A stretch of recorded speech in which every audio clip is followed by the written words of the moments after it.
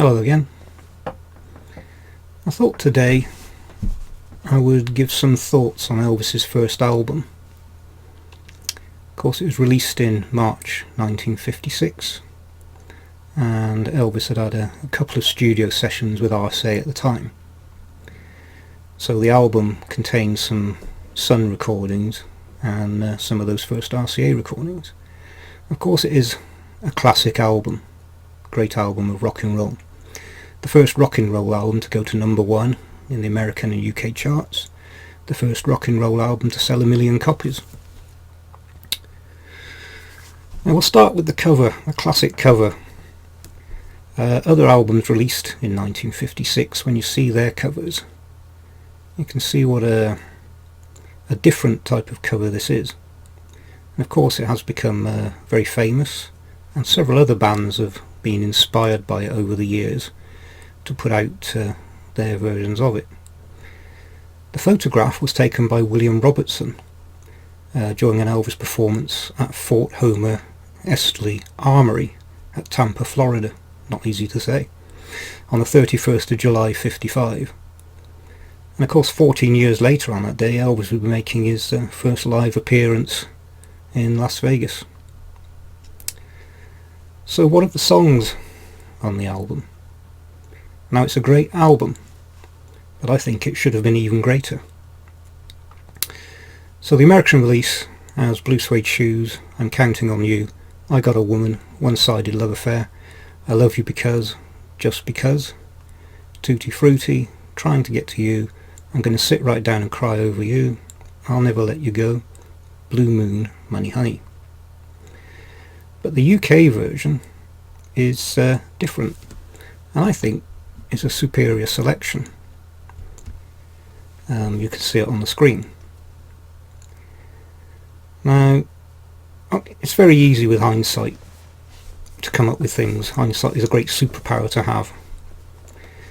But I think the album could have been even greater. So, what would I have done if I was putting this album together? Well, I'd have opened with two Sun recordings, Mystery Train and Trying to Get to You. My first RCA track would have been the one that to me sounds most similar to the Sun recordings, and that's My Baby Left Me.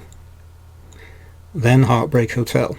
This nonsense of not putting hit singles on albums was detrimental to Elvis's album sales, I believe. So after Heartbreak Hotel, Lordy Miss Claudie, and then close side 1 with Money Honey.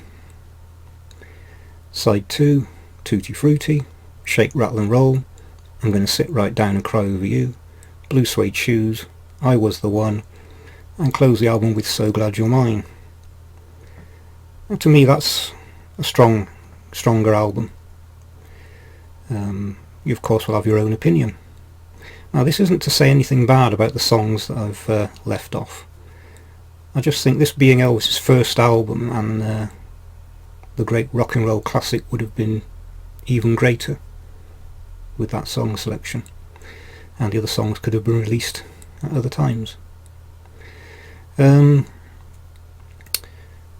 odd to see that in America the album has only been certified platinum once. I find that hard to believe.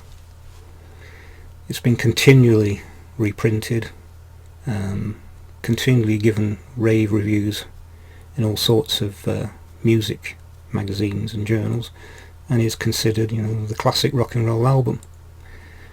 But I think it would have been better. Now there's of course an odd thing in So Glad You're Mine, and hopefully you'll know what I'm talking about.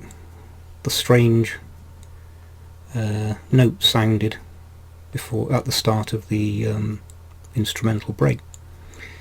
Now when I first heard it as a kid, I thought, oh, there was a saxophone solo and they cut it out, but they missed the first note.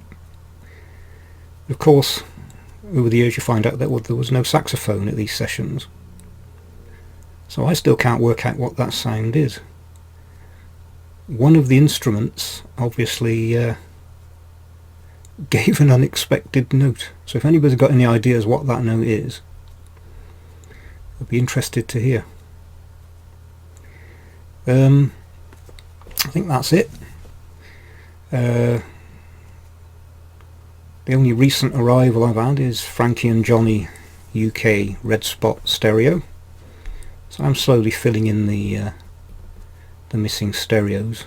I've tracked down 4 more that I need, so I'm sorting out a deal to get those. So that's it for my look at this album. Till next time, bye for now.